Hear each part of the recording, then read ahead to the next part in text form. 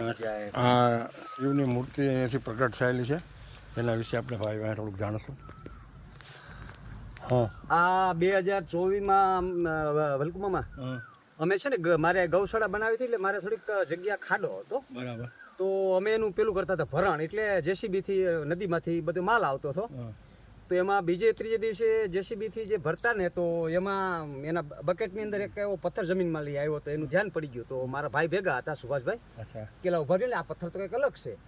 એટલે એ ભાઈ ભેગા ભાઈ જોતો આ પથ્થર એક બહુ સારું આવ્યું છે, આ શું છે? અરે મેં કીધું આ તો લિંક છે, બાણ છે.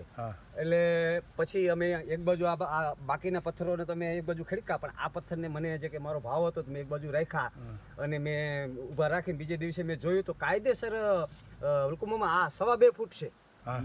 આ લિંગ 2.5 ફૂટ છે. અને આમ નામ જોવો, અને આમાં મને શિવ શક્તિનો ભાસ થતો હતો.